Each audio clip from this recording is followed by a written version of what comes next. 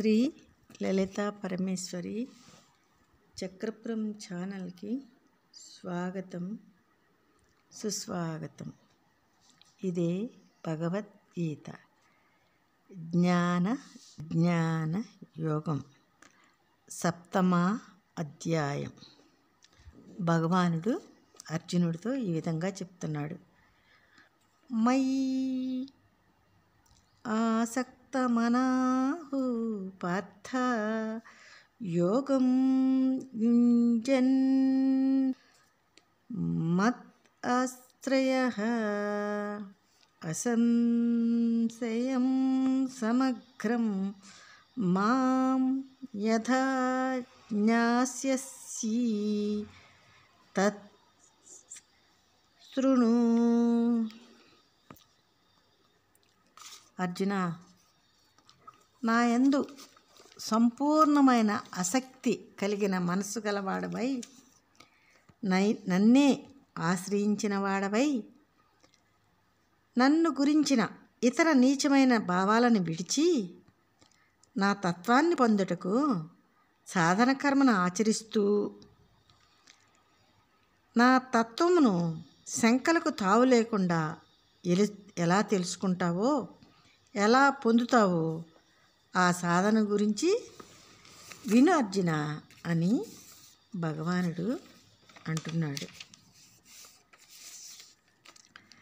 జ్ఞానం తే అహంస విజ్ఞానం ఇదం వక్ష్యామి అశేషతః యత్ జ్ఞాత్వా ఇహ భూయః అన్యత్ జ్ఞాతవ్యం నా అవశిష్యతే.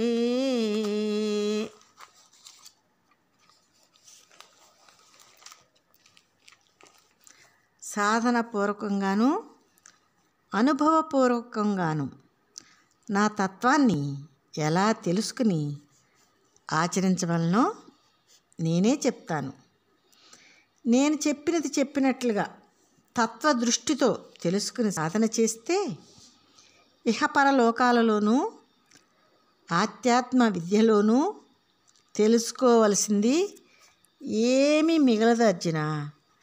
పూర్తిగా పరిపూర్ణుడు అవుతావు అర్జున అని భగవానుడు అర్జునుడితో ఇంకేమంటున్నాడంటే, మనుష్యాణం సహస్రేషు కచ్చిత్ యతతి సిద్ధయే యతతాం అపి సిద్ధానాం కచ్చిత్ మాం వేత్తి తత్వతః.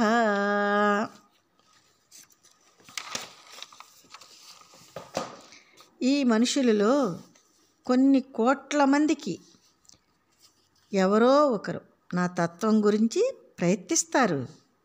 అలా ప్రయత్నిస్తారని జిజ్ఞాసువులు అనబడే వారిలో కూడా సరైన సాధన పద్ధతిని తత్వదృష్టిని అవలంబించి నా తత్వంలో ఉన్నదన్నట్లుగా వాస్తవంగా గ్రహించేవాడు ఎవరో ఒకరు ఉంటారు అర్జున. చాలా అరుదుగా ఎవరో కానీ తెలుసుకోలేరని, తెలుసుకోకూడదని లెక్క కోసం చెప్పటం లేదు. సాధారణంగా మనుషులందరూ సాధన కామదృష్టితోనూ వారి మనసు ఊహించి సమ్మతించినట్లుగానూ ఉంటుంది. అందుకే వారికి చేత కాదు. కనుక తత్వదృష్టి కావాలని గ్రహించు అర్జున.